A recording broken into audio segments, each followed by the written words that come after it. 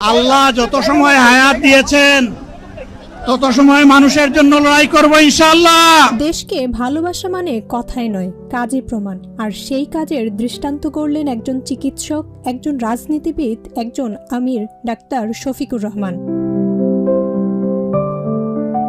বাংলাদেশ জামায়াতে ইসলামীর আমির ডাক্তার শফিকুর রহমানের হার্টে ধরা পড়েছে 3টি ব্লক। মেডিকেল বোর্ডের পরামর্শ ছিল উন্নত চিকিৎসার স্বার্থে তাকে দ্রুত সিঙ্গাপুরে নিয়ে যাওয়া প্রয়োজন। এ প্রসঙ্গে ঢাকা 17 আসনের জামায়াতের মনোনীত প্রার্থী ডাক্তার SM খালিদুজ্জামান তার ফেসবুক পোস্টে লিখেছেন, চিকিৎসকদের এই পরামর্শ সত্ত্বেও ডাক্তার শফিকুর রহমান তা নাকচ করে দেন। ডাক্তার শফিকুর রহমান স্পষ্টভাবে জানান, আমি এদেশেই জন্মগ্রহণ করেছি, এদেশেই চিকিৎসা নেব এবং এদেশের মাটি ও মানুষের সাথে আজীবন মিশে থাকতে চায়। এ প্রসঙ্গে তিনি আরো বলেন, সব দলের নেতারা যদি দেশে চিকিৎসা নেয় তবে আমাদের দেশের চিকিৎসার মান সিঙ্গাপুরের মতো উন্নত